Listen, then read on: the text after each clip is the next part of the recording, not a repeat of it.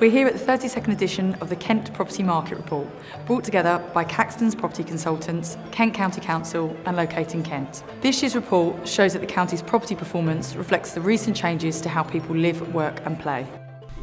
This year's outlook presents a markedly different picture to that of 2022.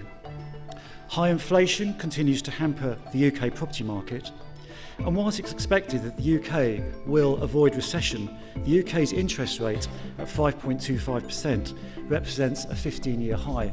Investors and property companies look to purchase in Kent due to lower land values and rental levels, which both can be between 25 and 50% below those of the M25. The idea of the 15-minute city, or the 20-minute town as I prefer to call it, is a reality, and Kent is going to be leading the way on how we do that. The investment prospectus shows how investing in Kent will deliver 250,000 new jobs and 230,000 new homes for the next generation of young people, contributing some £23 billion to Britain's economy. What I was trying to set out was that we have great opportunities in Kent, that we've seen some of the strengths in Kent still holding over the last difficult year, but that we do need to take a really coordinated and strategic approach to that, ensuring that we support skills, for example, across the county, so that we can make the very most of the sectors in which Kent is strong and use that to strengthen not only the economy as a whole, but the sector that was represented here this morning. So the challenge ahead. At this moment in time, there's 2.2 million square feet of lab space under construction in London. We have a finite window of opportunity to bring those London companies to Kent. But what we need to do is be shouting about what Kent is really good at. The main message of my presentation was that Kent needs to work collaboratively in order to really establish itself as a centre of science and technology. There's so many great things happening in the county, but we're just not shouting about it. And it would be so easy to change that narrative. The lack of Eurostar services stopping in Kent is having an effect on our economy.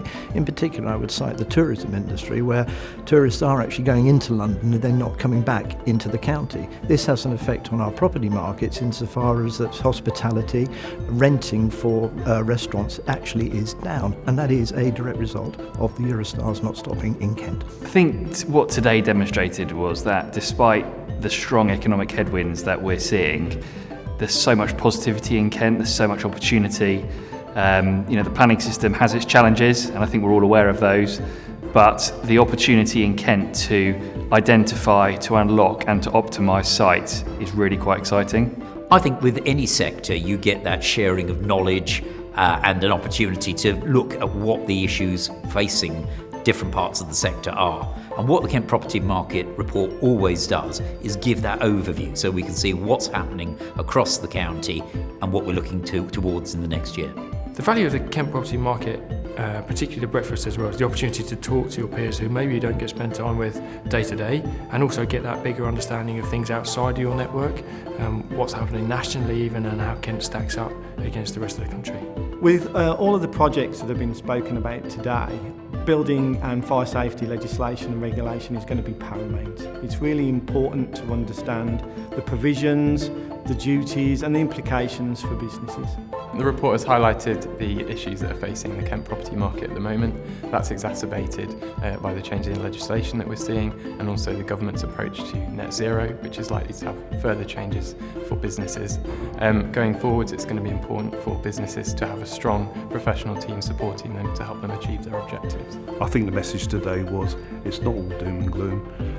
Wage inflation has kicked in, we've got higher material costs and we've had high interest rates. However, the market seems to be freeing up, and all indications are that interest rates will reduce in the future, which will increase investment. We've had some really interesting presentations, thoughts and opinions from industry leaders showcasing the county, and despite the challenges, there's a real air of positivity in the room.